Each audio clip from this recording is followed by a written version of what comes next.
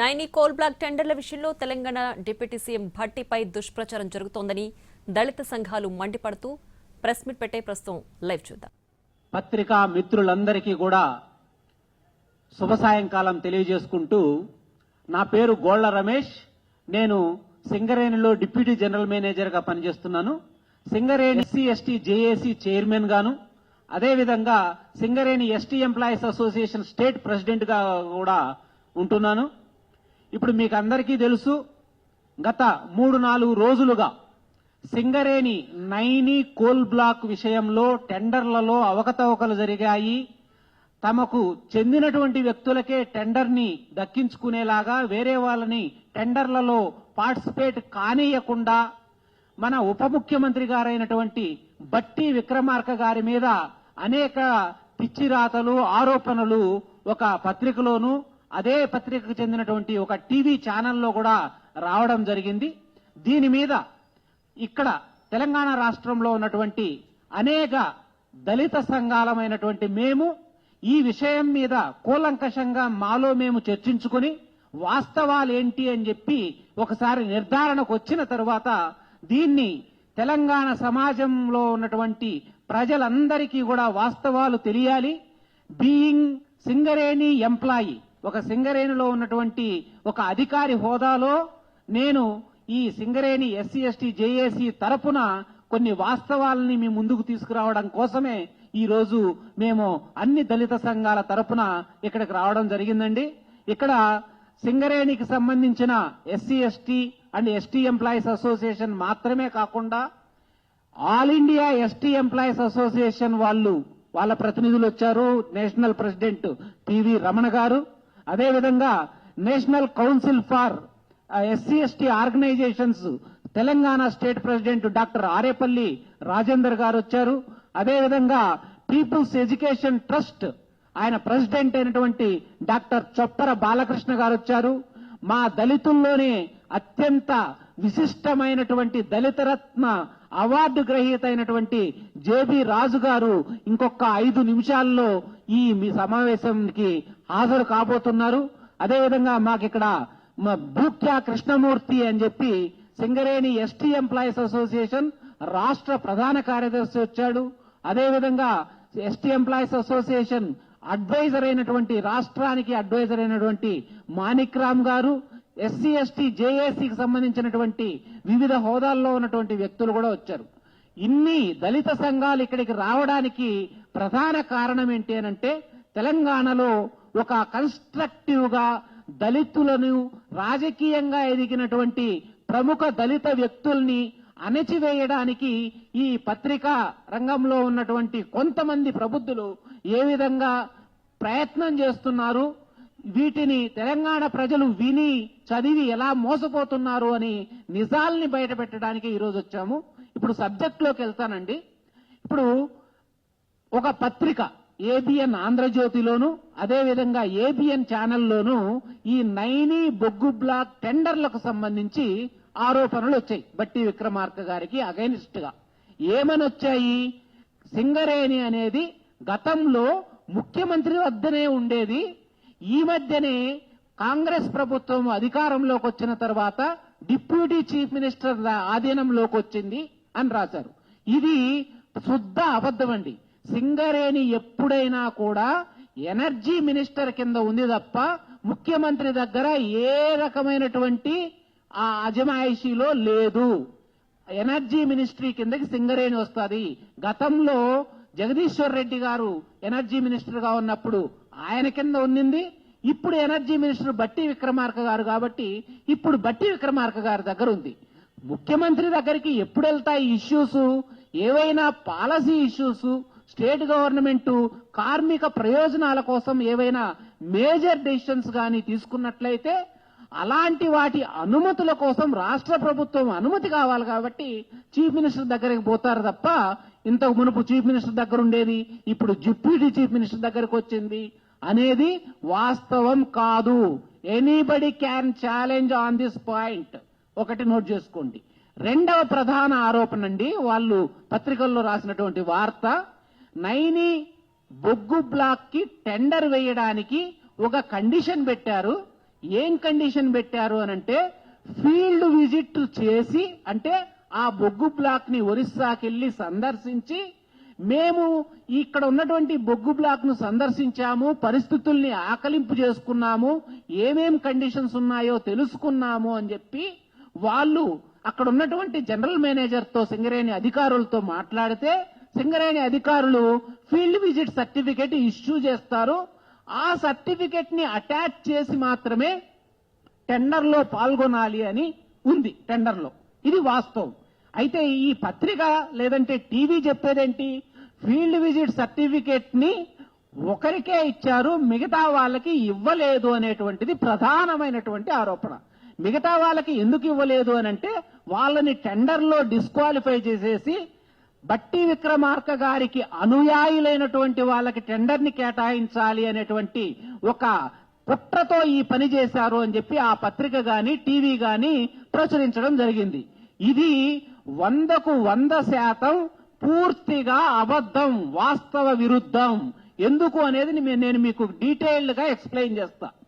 Field visit certificate compulsory produce చెయ్యాలి అన్నది వాస్తవమే. అయితే ఈ ఫీల్డ్ విజిట్ కోసం వెళ్ళినప్పుడు కొంతమందికి ఆ సర్టిఫికెట్ ఇవ్వలేదు అని చెప్పి పత్రికలో రాశారు. అరే బాబు, టెండర్ బిడ్ సబ్మిట్ చేయడానికి 29, ఈ రోజు 21, 29 వరకు గడువు ఉంది. ఇది మొదటి పాయింట్. అంటే నువ్వు వెళ్ళిన వెంటనే అక్కడ ఉన్నటువంటి జనరల్ మేనేజర్ సర్టిఫికెట్ ఇచ్చాడు కదా. నువ్వు విజిట్ చేసిన తర్వాత అక్కడ ఉన్నటువంటి పరిపాలనా సౌలభ్యాన్ని దృష్టిలో పెట్టుకుని 2 రోజుల తర్వాతనో, 3 రోజుల తర్వాతనో, 4 రోజుల తర్వాతనో ఆ ఫీల్డ్ విజిట్ సర్టిఫికెట్ ఇస్తారు. ఫీల్డ్ విజిట్ సర్టిఫికెట్ ఇవ్వకుండా అడ్డుకొని ఈ టెండర్ ని తమ వాళ్లకు దక్కించుకోవడానికి కుట్రబన్నారు అని చెప్పారు కదా. మీరు ఒక్కసారి ఆలోచించండి పాత్రికేయులు, దయచేసి. ఎవరైనా ఫీల్డ్ ని విజిట్ చేసిన తర్వాత సర్టిఫికేట్ గాని సింగరేణి ఇవ్వకపోతే ఆ జనరల్ మేనేజర్ ని జైల్లో పెట్టరా? ఎవరైనా కోర్టుకు వెళ్ళినా, కంప్లైంట్ చేసినా, మేము ఫీల్డ్ విజిట్ చేసినా కూడా మేము ఈ సర్టిఫికేట్ మాకు ఇవ్వట్లేదు అని ఎవరైనా కోర్టుకు వెళ్తే ఇమీడియట్ గా అరెస్ట్ వారెంట్ ఇష్యూ చేస్తుంది. అంతటి ధైర్యం ఉద్యోగం చేసుకునేటువంటి సింగరేణి అధికారులకు ఉంటుందా? ఒక్కసారి మినిమం కామన్ సెన్స్ ఇది. ఈ మాత్రం ఆలోచన కూడా లేకుండా పిచ్చి పిచ్చి రాతలు రాస్తే ఏమని అనుకోవాలి చెప్పండి. టెండర్ డేట్ అయిపోయిందా? ఈ నెల 29 వరకు ఇంకా 8 రోజుల సమయం ఉంది. అదేవిధంగా ఇంకొక ముఖ్యమైనటువంటి విషయం కూడా మీకు చెప్పాలండి. ఏంటనంటే జనరల్ గా టెండరు ఫ్లోట్ చేసిన తర్వాత ప్రీ బిడ్ మీటింగ్ అని పెడతారు. అంటే మేము టెండర్ లో మాకింత బొగ్గు తీయాలి, సంవత్సరానికి 1 కోటి టన్నులు బొగ్గు తీయాలి, ఈ పని చేయాలి, ఆ పని చేయాలి అని టెండర్ లో కండిషన్లు పెడతారు. ఆ టెండర్ వాళ్ళు రిసీవ్ చేసుకున్న తర్వాత ప్రీ బిడ్ మీటింగ్ అని పెడతారండి.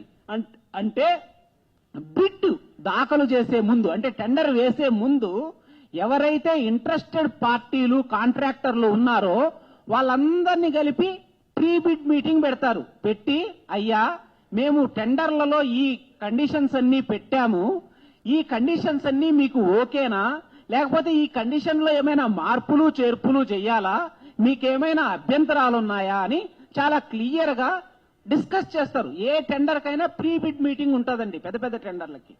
అదే ప్రకారము నైని బొగ్గు బ్లాక్ టెండర్ లో కూడా ఒక రోజంతా ప్రీ బిడ్ మీటింగ్ పెట్టారు సింగరేణి కాలరీస్ లో, నాకు తెలిసిన సమాచారం ప్రకారం. ఆ ప్రీ బిడ్ మీటింగ్ లో 16 మంది కాంట్రాక్టర్లు పాల్గొన్నారండి, ఒకరు కాదు. ఇప్పుడు బట్టి విక్రమార్క గారికి సంబంధించిన ఒక్కరికే ఫీల్డ్ విజిట్ సర్టిఫికేట్ ఇచ్చారు అని ఏదైతే తప్పుడు రాతలు రాశారో 16 మంది ప్రీ బిడ్ మీటింగ్ లో పెట్టిన డిస్కషన్స్ జరిగాయి. అందులో మా డైరెక్టర్లు కూడా పాల్గొన్నట్లుగా నాకు సమాచారం ఉంది. అలాంటప్పుడు వాళ్ళకున్నటువంటి అభ్యంతరాలన్నీ చెప్తే వాటిని ఏం చేస్తారు అనంటే మళ్ళీ ఒక కమిటీ కూర్చుంటది. కమిటీ కూర్చొని ఏమని ఆలోచిస్తుందంటే, అరే మనం ఈ కండిషన్ పెట్టాం, ఈ కాంట్రాక్టర్లు దీన్ని ఈ విధంగా మార్పు చేయమంటున్నారు, దీన్ని ఈ విధంగా ఇంకొక మోడిఫికేషన్ తీసుకురమ్మంటున్నారు, ఇది చేయడం సబబా కాదా అని పెద్ద పెద్ద అధికారులతో ఉన్నటువంటి కమిటీ డిసైడ్ చేసి ఆ టెండర్ కి కోరిజెండం అని ఇస్తారండి. కోరిజెండం అంటే సవరణలు ప్రతిపాదిస్తారు ఆ టెండర్ కి. ఆ సవరణలు కోరిజెండం ఇచ్చిన తరువాత ఎప్పుడైతే టెండరు ఆఖరు గడువు 29వ తారీఖు జనవరి అన్నామో కనీసం ఇంకొక 20 రోజులు ఎక్స్ట్రాగా ఇస్తారు ఆ బిడ్ దాఖలు చేయడానికి. అంటే ఇదొక 10 రోజులు, అదొక 20 రోజులు, నెల రోజులు ఉందండి ఫీల్డ్ విజిట్ సర్టిఫికేట్ తీసుకోవడానికి. నెల రోజులు టైం ఉంటది. నెల రోజులు టైం ఉండగానే అక్కడ ఉన్నటువంటి జనరల్ మేనేజర్ లీవ్ లో పోయి ఉండొచ్చు, లేకపోతే వేరే బిజీలో ఉండొచ్చు. అట్లాంటి జనరల్ మేనేజర్ మాకు సర్టిఫికెట్ ఇవ్వలేదు, ఇదంతా కూడా ఒకరినే క్వాలిఫై చేయడానికి అని చెప్పి ఈ రకమైనటువంటి పిచ్చి రాతలు రాయడం అనేది ఎంతటి హాస్యాస్పదం, ఎంతగా దళిత జాతి నుంచి పుట్టి అత్యున్నత స్థాయికి చేరుకున్నటువంటి ఒక ఉప ముఖ్యమంత్రి స్థాయి వ్యక్తి మీద బురద చల్లడం అనేది ఎంతటి కుల కమ్యూనల్ హెజిమోని, కుల దురహంకారం అనేది మీరందరూ కూడా అర్థం చేసుకోవాలా. అదే విధంగానండి ఇంకొక ఇంపార్టెంట్ విషయం మీకు చెప్తున్నాను. సింగరేణి ప్రస్తుతం ఉన్నటువంటి మార్కెట్ పరిస్థితుల్లో బొగ్గుకి భవిష్యత్తు అంధకారం కాబోతుందండి. నేను చెప్పేది చాలా మీరు నమ్మినా నమ్మకపోయినా వాస్తవం. ఎందుకు అనంటే రెన్యూవబుల్ ఎనర్జీ పెరిగిపోతోంది, పునరుత్పాదక ఇంధనం పెరిగిపోతోంది, రెన్యూవబుల్ ఎనర్జీ. థర్మల్ ఎనర్జీని తగ్గించేస్తున్నారు. ఎందుకు? కాలుష్యం ఎక్కువైపోయి మనము ఈ గ్లోబల్ వార్మింగ్ పెరిగిపోతోందని. సో రాను మనకి విపరీతంగా రెన్యూవబుల్ ఎనర్జీ, సోలార్ ఎనర్జీ రూపంలో గాని, లేకపోతే హైడ్రో ఎనర్జీ రూపంలో గాని ఇట్లా రెన్యూవబుల్ ఎనర్జీ పెరిగిపోతుంది, థర్మల్ ఎనర్జీ తగ్గిపోతుంది. సింగరేణికి ఉన్నటువంటి అత్యంత దురదృష్టకరమైనటువంటి విషయం ఏంటి అనంటే సింగరేణి యొక్క బొగ్గు ధర కోల్ ఇండియాతో కంపేర్ చేస్తే 3 రెట్లు అధికంగా ఉందండి. 3 times price is 3 times higher than the coal India price. ఎందుకు అనంటే మన దగ్గర ఒక టన్ను కోల్ తీయాలి అని అంటేనండి 7 క్యూబిక్ మీటర్ల మట్టిని తీస్తే తప్ప 1 టన్ను బొగ్గు రాదు. అది మనకు ప్రకృతి పరంగా మనకున్నటువంటి కష్టం. అదే కోల్ ఇండియాలో 1.5 మిలియన్ క్యూబిక్ మీటర్ మట్టి తీస్తే 1 టన్ను కోల్ ఇమీడియట్ గా వచ్చేస్తుంది. మనకు 7 నుంచి 8 యావరేజ్ గా చెప్తున్నా, 7 నుంచి 8 క్యూబిక్ మీటర్ల మట్టి తీస్తేనే 1 టన్ను కోల్ దొరుకుతుంది. దానివల్ల మన యొక్క ధర 3 రెట్లు అధికంగా ఉంది. ఇప్పుడు ఏమవుతోంది? సింగరేణి బొగ్గు అమ్మడానికి ఎవరు కూడా కస్టమర్లు ముందుకు రావట్లేదు. ఇప్పుడున్నటువంటి పరిస్థితుల్లో గత సంవత్సర కాలం నుంచి ఎవరు కూడా సింగరేణి బొగ్గు కొనడానికి ముందుకు రావట్లేదు. ఎందుకు రావట్లేదు? జెన్కో ఉంది కదా, ఏపీ జెన్కో ఉంది, కర్ణాటక పవర్ జనరేషన్ కార్పొరేషన్ ఉంది, ఆంధ్రప్రదేశ్ పవర్ జనరేషన్ కార్పొరేషన్ ఉంది. మరి వాళ్ళు కొంటున్నారు కదా అని మీకు అనుమానం రావచ్చు. నేను చెప్తున్నా, గుర్తుపెట్టుకోండి. పవర్ జనరేట్ అయితే ఆ పవర్ని ఎవరు కొంటారు? డిస్కంలు కొంటారు. డిస్కంలు మీకు తెలుసో తెలీదో, తెలంగాణలో ఉన్నటువంటి డిస్కంలు కూడా టీఎస్ జెన్కో దగ్గర నుంచి పవర్ తీసుకోకుండా ఓపెన్ మార్కెట్ లో పవర్ కొంటున్నాయి డిస్కంలు. ఎందుకు కొంటున్నాయో తెలుసా? ఈ టీజీ జెన్కో పవర్ కంటే కూడా బయట ఓపెన్ మార్కెట్ లో తక్కువ ధరకి పవర్ దొరుకుతోంది. మరి వీళ్ళ దగ్గర ఎందుకు కొనాలా ఎక్కువ రేటు పెట్టి అని చెప్పి బయట ఓపెన్ మార్కెట్ లో తక్కువ ధరకు కొంటుంది. తక్కువ ధరకు కొనడం వల్ల ఏమవుతుంది? జెన్కోలు వాళ్ళు థర్మల్ ఎనర్జీ ఎలక్ట్రిసిటీని ప్రొడ్యూస్ చేయాల్సిన అవసరం రావట్లే. ఆ ఎలక్ట్రిసిటీని ఎక్కువ ప్రొడ్యూస్ చేయాల్సిన అవసరం లేకపోతే సింగరేణి నుంచి బొగ్గును తీసుకోవాల్సినటువంటి అవసరం లేదు.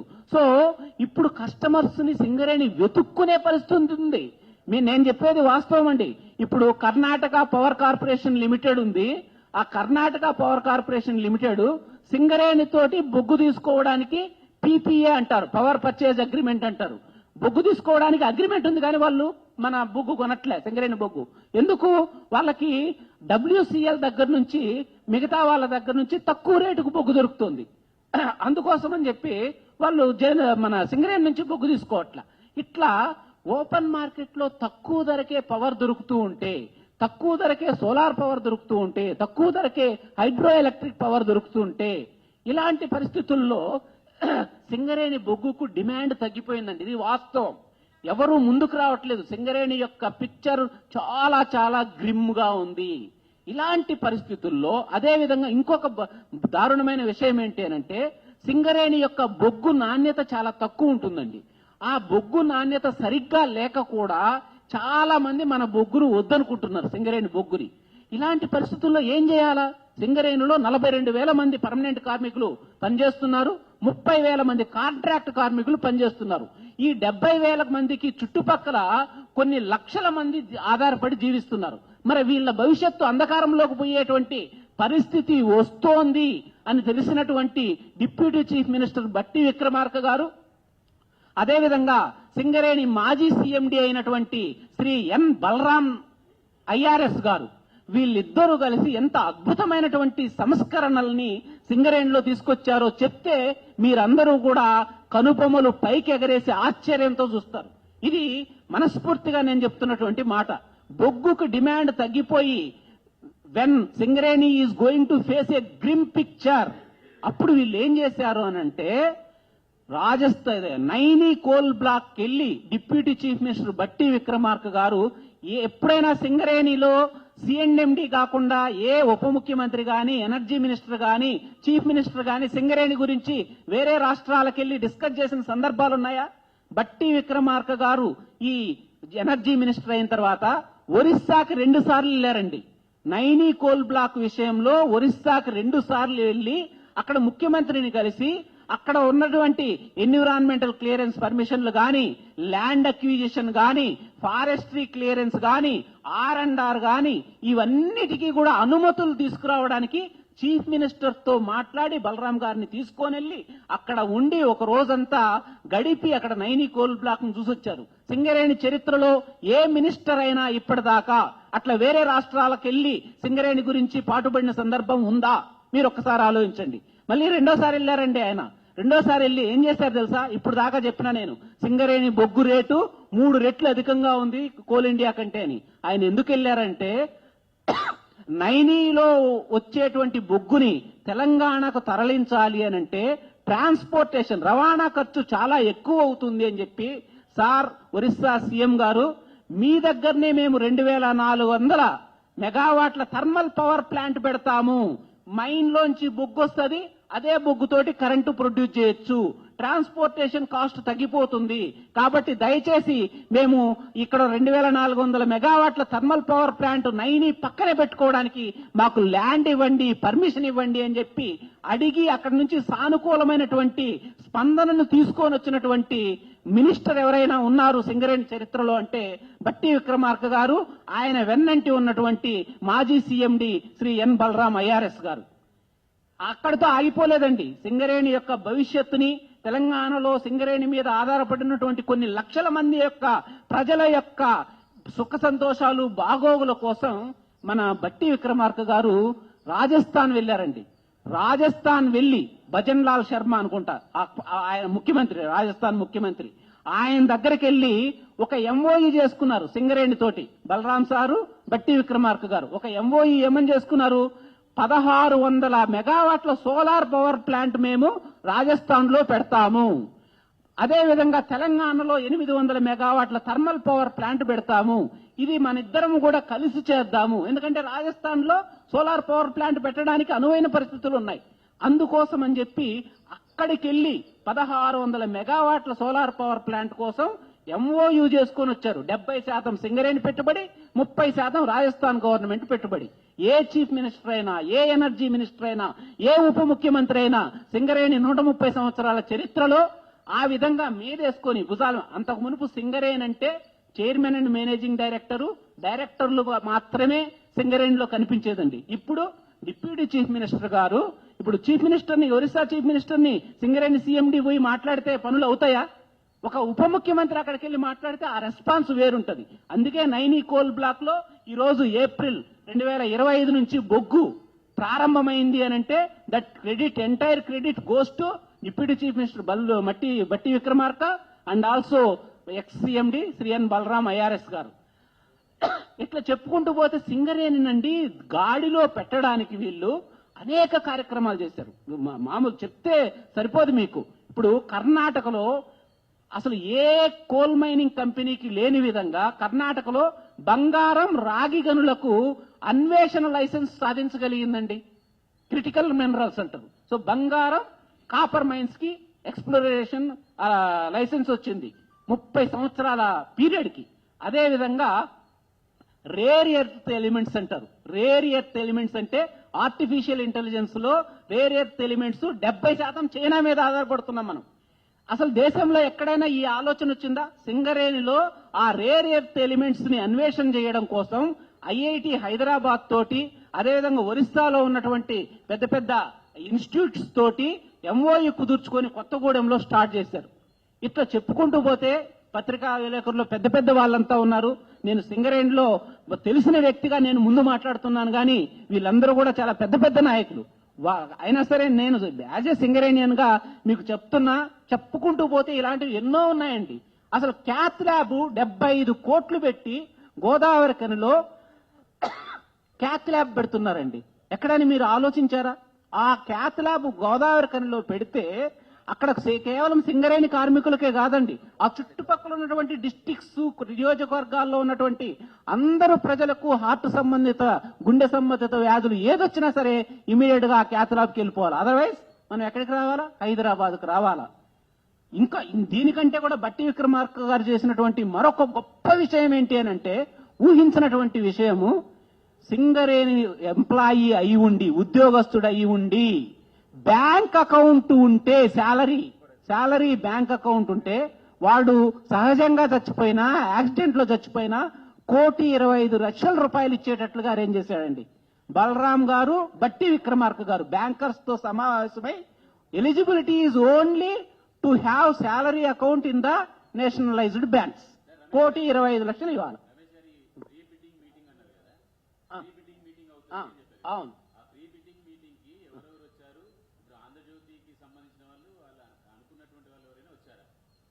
సార్, అక్కడ ప్రెస్ మీట్ కాదు, అది ప్రీ బిడ్ మీటింగ్. అంటే కాంట్రాక్ట్ ఎవరైతే ప్రాస్పెక్టివ్ బిడ్డర్స్ అంటారు, అంటే ఎవరైతే టెండర్ వేయాలనుకుంటున్నారో పెద్ద పెద్ద కాంట్రాక్ట్, ఇప్పుడు సుసి ఇన్ఫ్రాటెక్ అని, ఏఎంఆర్ అని, అట్లాంటి వాళ్ళు వస్తారు. పత్రికా విలేకరులు పోరు. మనం ఎవరైతే టెండర్ సబ్మిట్ చేయాలనుకుంటున్నామో వాళ్ళు 16 మంది వచ్చారండి. 16%. వాళ్ళ పేరు నా దగ్గర మీకు కావాలంటే నేను తర్వాత సంపాదించిస్తాను, అది ఓపెన్ డాక్యుమెంటే. 16 మంది వచ్చారు. ఆ 16 మంది సైట్ విజిట్ చేస్తే 16 మందికి సర్టిఫికేట్లు ఇస్తారు. ఇవ్వకపోతే వాడిని ఇమీడియట్ గా అరెస్ట్ చేస్తారండి. ఎందుకంటే నేను విజిట్ చేశాను, నాకు సర్టిఫికేట్ ఇవ్వలేదని పోతే ఆ జనరల్ మేనేజర్ ని ఇమీడియట్ గా అరెస్ట్ చేయదు ఆ కోర్టు.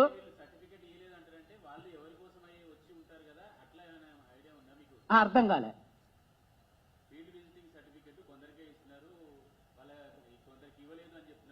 అది ఇవ్వలేదు అంటే కాదు సార్. ఇప్పుడు మీరు వస్తారు, నన్ను అడుగుతారు, సార్ నేను మొత్తం మైన్ అంతా చూశాను, మీ కింద ఉన్నటువంటి మేనేజర్ తో డిస్కస్ చేశాను, సార్ ఈ కండిషన్స్ ఇవన్నీ చూశాను సార్, నాకు అర్థమైపోయింది, నాకు సర్టిఫికేట్ ఇవ్వండి అని మీరు అడిగారు అనుకోండి. అడిగినప్పుడు ఇవ్వడానికి నేను ఉండాలిగా. ఒకవేళ ఉన్నా నేను బిజీగా ఉండొచ్చుగా. నీకు ఎప్పటిదాకా ఉంది బిడ్? 29వ తారీఖు దాకా బిడ్ ఉంది సార్. ఒకటి. రెండోది, ప్రీ బిడ్ మీటింగ్ జరిగిన తర్వాత కోరిజెండం కంపల్సరీ ఇస్తారు. ఎందుకంటే మాకు ఇది కొద్దిగా మాడిఫై చేయండి, టెండర్ లో ఈ కండిషన్ ని మార్చండి, ఇది ఒకటి యాడ్ చేయండి, ఇదంతా చేస్తారు. ఆ విధంగా చేస్తే అప్పుడు ఆ కోరిజెండం ఇచ్చిన తర్వాత మరి సవరణ చేసినప్పుడు మళ్ళీ డేట్ ఎక్స్టెండ్ చేయాలిగా, కొంత టైం ఇవ్వాలి కదా వాళ్ళకి. అది ఇంకో 20 రోజులు ఇస్తారు. అంటే నెల రోజులు ఇంకా ఉంది, ఇప్పటికీ కూడా ఇంకా నెల రోజులు ఉంది.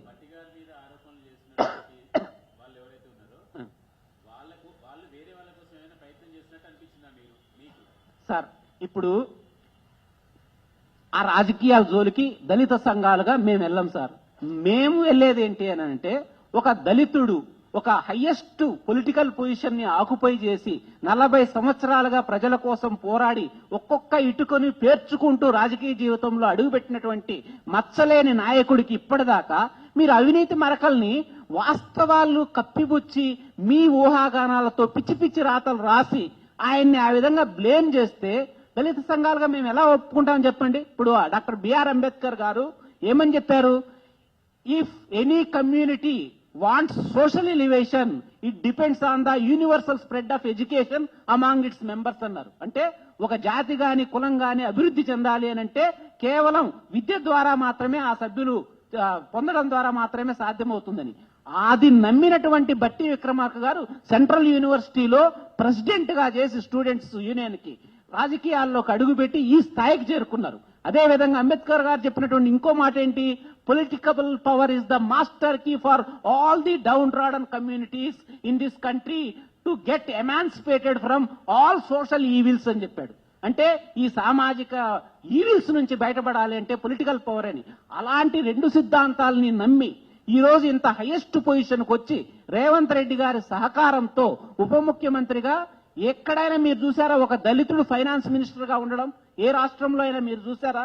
ఫైనాన్స్ మినిస్టర్ గా ఉండాలి అని అంటే ఇది కేవలం కొన్ని వర్గాలు మాత్రమే హ్యాండిల్ చేయగలవు అనేటువంటి ఒక అపోహని తొలగిస్తూ ఒక దళితుడు ఈ రాష్ట్ర ఆర్థిక పరిస్థితిని గాడిలో పెడుతూ ముందుకు నడుపుతున్నాడు. అదేవిధంగా మీరు ఒక ఎనర్జీ మినిస్టర్ గా, ఒక ఫైనాన్స్ మినిస్టర్ గా ఆయన ఒక దళితుని చేశారు అని అంటేనే పైన ఉన్నటువంటి వాళ్ళు కానీ రేవంత్ రెడ్డి గారు కానీ ఎంతటి నమ్మకం ఉంటే, ఎందుకంటే finance ministry is the very very critical department in any politics. అలాంటిది ఒక దళితుడికి ఇచ్చారంటే ఎంత నాలెడ్జ్ ఉంటే ఇస్తారు? అలాంటి వ్యక్తి మీద బురద జల్లేటువంటి ప్రయత్నం. నీ నిజంగా వాస్తవాలుండి నువ్వు చేయగలిగితే ఇంకొకటి కూడా చెప్పారు సార్, మీరు అడిగారు కాబట్టి చెప్తున్నా. ఏమన్నారు? ఎక్కడ రాశారు, ఫీల్డ్ విజిట్ సర్టిఫికెట్ సింగరేణిలోనే అడుగుతున్నారు, ఇంకెక్కడ అడగట్లేదు అని. I'm challenging you. Neyveli coal lignite ఏదైతే ఉందో అత్యంత లాభాలతోటి వాళ్ళు ఫీల్డ్ విజిట్ సర్టిఫికేట్ కంపల్సరీ అని పెడుతున్నారు. గుజరాత్ నరేంద్ర మోడీ గారు ఏదైతే 4 సార్లు చీఫ్ మినిస్టర్ గా ఉన్నారో ఆయన వచ్చినటువంటి రాష్ట్రం గుజరాత్ లో అక్కడ ఉన్నటువంటి ఇన్ఫ్రాస్ట్రక్చర్ ప్రాజెక్టులకి ఫీల్డ్ విజిట్ సర్టిఫికేట్ కంపల్సరీ అని అంటున్నారు. మరి కోల్ ఇండియాలో లేదు కదా అంటున్నారు. కోల్ ఇండియా నైవేలి లిగ్నైట్ కూడా కోల్ ఇండియా కిందకే వస్తుంది. కానీ కోల్ ఇండియా సబ్సిడరీస్ లో లేదు. అంటే కంపల్సరీ అని లేదు, అడ్వైజరీ ఉంది. 2012 నుంచే ఫీల్డ్ విజిట్ చెయ్యాలి అని ఉంది. కంపల్సరీ చేసి సర్టిఫికేట్ తెచ్చుకోవాలి అని లేదు. కానీ మాకేం అవసరం అండి సింగరేణి సబ్సిడరీస్ లో ఉందా లేదా అని? Singareni is the leader in its own field. I'm telling you very clearly. Singareni ఒక లీడర్ తన కోల్ మైనింగ్ లో. కోల్ ఇండియా కాదు, we are not followers. Singareni follower కాదు, లీడర్. 2007లో ఎస్ఏపి ప్రవేశపెట్టారు సింగరేణిలో. ఈఆర్పి ప్యాకేజ్ తెలుసు కదా మీకు, ఈఆర్పి ఎంటర్ప్రైజ్ రిసోర్స్ ప్లానింగ్ అని. శాప్ ని 2007లోనే పెడితే ఇప్పుడు అపసోహాలు పడుతోంది కోల్ ఇండియా లిమిటెడ్ శాప్ ని ఇంప్లిమెంట్ చేయడానికి. మేము 2007లో పెట్టాం. సో మమ్మల్ని చూసి ఇంకొకరు ఫాలో అవ్వాలి తప్ప వాళ్ళని చూసి మేము ఫాలో కాము. ఎందుకు ఫీల్డ్ విజిట్ సర్టిఫికేట్ కంపల్సరీ ఎందుకు పెట్టాము అనంటే, అలా పెట్టకపోవడం వల్ల 4 కంపెనీలు సింగరేణిలో ఇప్పటిదాకా ఆ సైట్ విజిట్ సరిగ్గా చేయకుండా ఆ సర్టిఫికేట్ ని సబ్మిట్ చేయకపోవడం వల్ల రోజుకి 40,000 నుంచి 50,000 టన్నుల్ని నష్టపోయింది సింగరేణి. ఎందుకు? ఎవరు పడితే వాళ్ళు టెండర్లో. ఎందుకంటే సింగరేణిలో ఎవరు పార్టిసిపేట్ చేసినా L1కే ఇస్తారండి 99% టైమ్స్ లో. L1 అంటే తక్కువ వాళ్ళకి.